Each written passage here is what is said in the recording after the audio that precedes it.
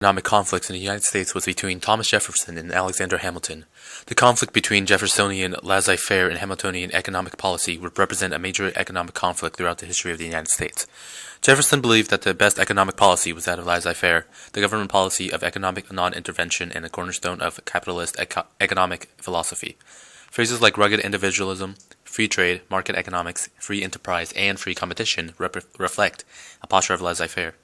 Jefferson believed that the economy should be left to the individual and not to a government as a whole, believing that there should be a limited government debt control of the economy. On the other hand, Hamilton believed in the economic policy of government control as he was a Federalist, in which the federal government had a large involvement in economic policy. Hamilton believed that the United States should get itself into debt and make itself a world economic player. The number one point of clash between Jefferson and Hamilton was on the subject of the national bank. The argument over the American plan and laissez-faire continues today, with the Republican Party advocating for laissez-faire and the Democratic Party advocating for a system with tighter governmental controls. Andrew Jackson worked against Henry Clay in order to defeat the American system. The American system was a system based off of three main points: a tariff to protect and promote American industry, a national bank to foster commerce, and federal subsidies for roads, canals, and other internal improvements to develop profitable markets for agriculture. Jackson disagreed with the plan and the people behind it, regarding the plan unconstitutional. Jackson worked to curb the American system by vetoing road and canal bills, beginning with the Maysville Road in 1830.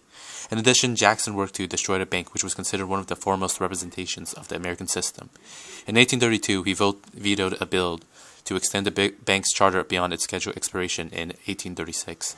Jackson's veto message counterposed the virtuous plain people against the bank's privileged stockholders. The next year, Jackson moved the federal government's deposits from the bank to state-chartered banks, triggering a brief financial panic. Government has always been called to stimulate the business of the nation. In the past, one of the foremost ways of stimulating business was to promote transportation and industry. In order to promote transportation, the federal government primarily worked to promote the railroads. This promotion of the railroads started with the Pacific Railway Act of 1862, which was heavily backed by the federal government, and the first transcontinental railroad was the culmination of a decades-long movement to build such a line. The building of the railroad required enormous amounts of money and labor in the crossing of plains and high mountains by the Union Pacific Railroad and the Central Pacific Railroad, the two federally chartered enterprises that built the line westward and eastward respectively. These enormous amounts of money put into the railroad system by the United States government totaled many $million. In regards to industrial stimulus, the United States government has worked to give industrial stimulus in both its earlier and the recent past. The government stimulus of economy started in the past during the Gilded Age, during which time government gave big breaks to industry and sided with big businesses in many disputes. In recent times, economic stimulus has been used to bail out industry, which is intended to prevent the degradation of the economy, and while the transportation stimulus is greatly reduced, it still exists today in the form of mass transit programs. Laissez-faire is the economic policy in which transactions between private parties are free from state intervention, including regulations, taxes, tariffs, and enforced monopolies. With laissez-faire, public works such as the provision and regulation of transportation, such as railroads, took effect. Laissez-faire reached its height in the 1870s and continued during the 1880s during the age of industrialization, as American factories operated with a free hand. For example, there were tens of thousands of strikes and lockouts in the 1880s without government intervention. Like this, the time period was filled with a lack of regulation on big business. Today, Republicans generally advocate for the laissez-faire policy, while the Democrats advocate for the government intervention in private transactions. The Populist Party came into prominence during and after the Panic of 1873 as a response to the injustices of the robber barons and the high cost of farming. During the panic, the demands of the populists came to light. In many cases, the earlier populists were farmers, and their most prominent requirements were to reduce their debt by virtue of moving from money backed by the gold standard to money backed by the silver standard, which would allow for inflation of currency, making it easier for farmers to pay back their debts. The second demand of the populists was the regulation of the railway system. The populist farmers depended on the railroad system to export their goods, and the excessive rates of the railway system were hurting farmers.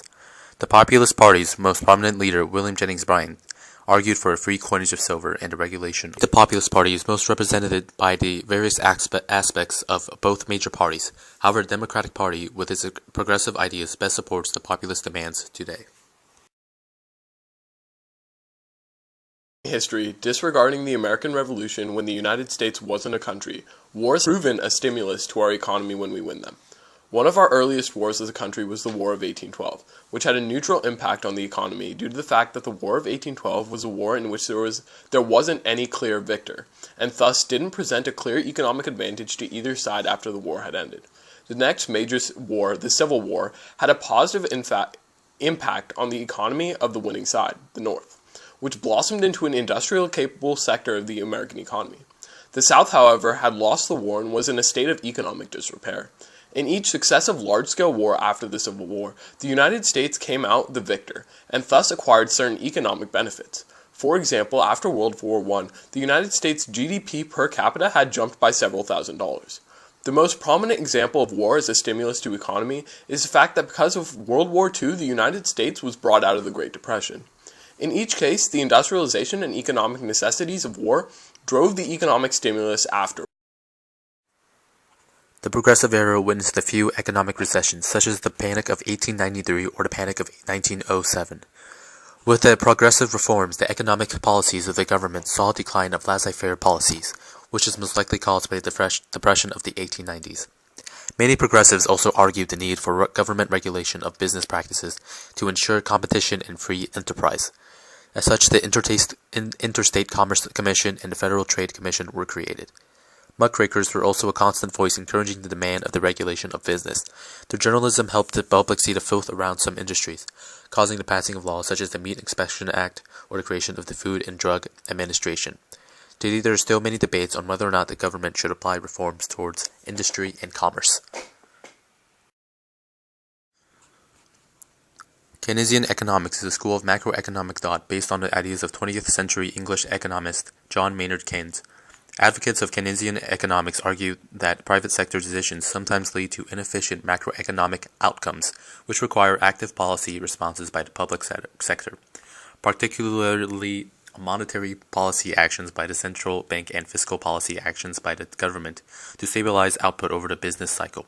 Keynesian economics is most prominently associated with the response to the Great Depression and the policies of Roosevelt and his New Deal programs. In the United States, the general implementation of Keynesian economics included an increase in national debt in order to provide economic relief programs for the individuals of the nation. The number one argument to Keynesian economics theory is that the national debt built up by the program effectively cripples. Today, the concept of Keynesian economics has risen to new heights, as Barack Obama has implemented various programs based on those of the New Deal, and the government stimulus of the economy through the promotion of deficit spending. The New Deal was a series of economic programs implemented in the United States between 1933 and 1936. They were passed by the U.S. Congress during the first term of President Franklin D. Roosevelt.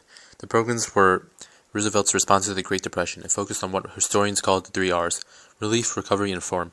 That is, relief for the unemployed and poor, recovery of the economy to normal levels, and reform of the financial system to prevent a repeat depression. When initially implemented, the New Deal programs encountered a lot of backlash from the Republican Party, which opposed it on the grounds that it both raised taxes and the national debt. Many of the programs, like the WPA and PWA, were aimed at decreasing the unemployment rate, while other programs, like the FDIC, were intended to ensure that another depression of this type would not occur. It is disputed whether or not New Deal programs worked. It is, however, clear that the reason for the end of the Great Depression was not the New Deal, but instead World War II.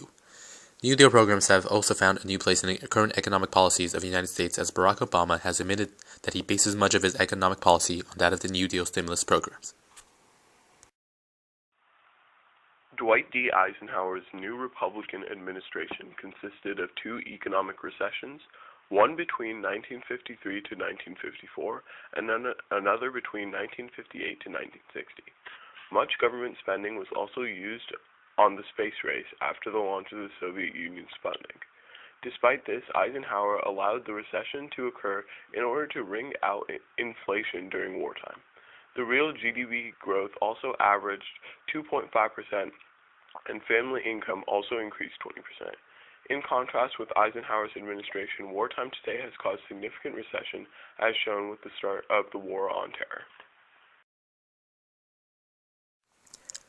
Reaganomics, or supply-side economics, are the economic policies of Ronald Reagan. The policies were introduced to reduce the growth of government spending, reduce income tax and capital gains tax, reduce government regulation of economy, and to control money supply to induce inflation.